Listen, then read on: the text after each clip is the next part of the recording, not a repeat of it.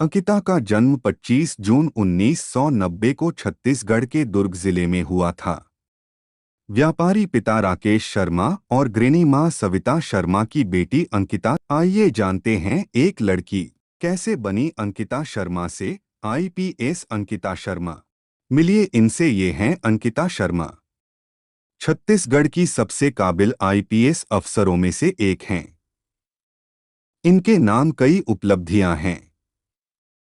ये छत्तीसगढ़ की पहली महिला आईपीएस अधिकारी हैं। नक्सलियों ऑपरेशन की कमान भी बतौर महिला आईपीएस सबसे पहले अंकिता शर्मा को ही मिली है। इनकी सबसे खास बात यह है कि ये वो इकलौती आईपीएस भी है जो नक्सलियों के खात्मे के साथ साथ युवाओं को अफसर भी बना रही हैं। यूपीएससी व पीसीएस की तैयारियों में जुटे युवाओं की राह आईपीएस अंकिता शर्मा आसान कर रही हैं। ये कभी AK-47 थामे तो कभी युवाओं को पढ़ाती नजर आती हैं।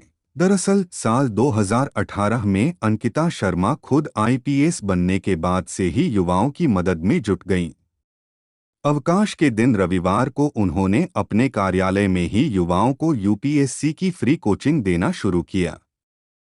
रायपुर सीएसपी थीं, तब आजाद चौक स्थित कार्यालय में प्रत्येक रविवार को सुबह 11 से दोपहर 1 बजे तक यूपीएससी अभ्यर्थियों को कोचिंग देती थीं।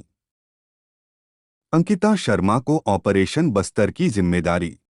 जून 2021 में आईपीएस अंकिता शर्मा को छत्तीसगढ़ में नक्सली प्रभावित इलाके बस्तर में नक्सलियों के खात्मे के लिए चलाए जा रहे ऑपरेशन बस्तर की जिम्मेदारी सौंपी गई।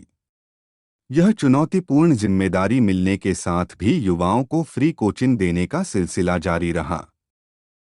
पुलिस ऑडिटोरियम में लगी क्लास। इसी कड़ी में 20 मार्च को बस्तर के जगदलपुर में पुलिस ऑडिटोरियम मवा अल्साना में अफसर बनने का ख्वाब देखने वाले बस्तर के युवाओं की क्लास ली गई, जिसमें प्रोजेक्टर के माध्यम युवाओं का यूपीएससी की तैयारी को लेकर मार्गदर्शन किया। जगदलपुर और रायपुर के युवाओं को व्हाट्सएप ग्रुप के जरिए जोड़ा। आईपीएस अंकिता शर्मा ने बताया कि छत्तीसगढ़ में जगदलपुर और रायपुर के युवाओं को व्हाट्सएप ग्रुप के जरिए जोड़ रखा है। इन्हें हर रविवार शाम 5:30 से 7:45 बजे तक कोचिंग करवाई जाती है। रविवार को करीब 60 स्टूडेंट थे। कोचिंग में इन्हें मार्गदर्शन देने के साथ साथ यूपीएससी की तैयारी को लेकर शंकाएं भी दूर की जाती हैं। कौन है आईपीएस अंकिता शर्मा? अंकिता शर्मा छत्तीसगढ़ कैडर की आईपीएस हैं।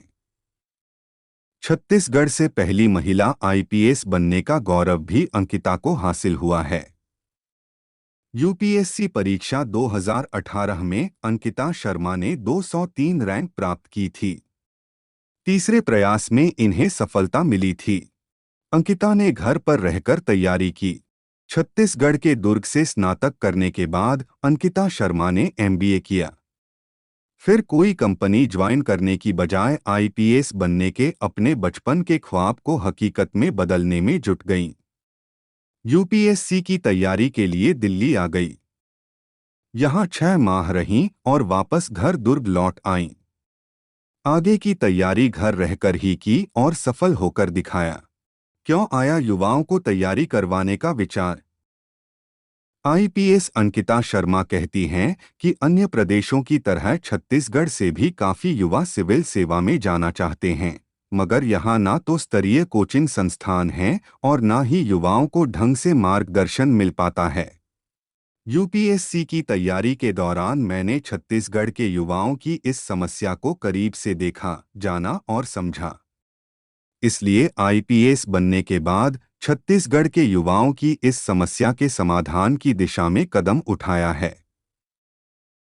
आइए जानते हैं आईपीएस अंकिता शर्मा द्वारा दिए गए कुछ जरूरी तर्क जो आपकी जिंदगी बदल देंगे।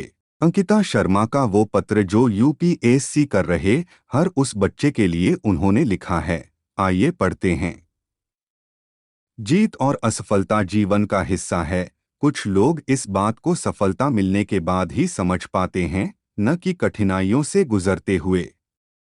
इस पत्र को लिखने के पीछे मेरा उद्देश्य था कि इससे यूपीएससी उम्मीदवारों को प्रेरित किया जा सके। कभी कभी आगे बढ़ते रहने के लिए प्रेरणा भरी एक लाइन की जरूरत होती है।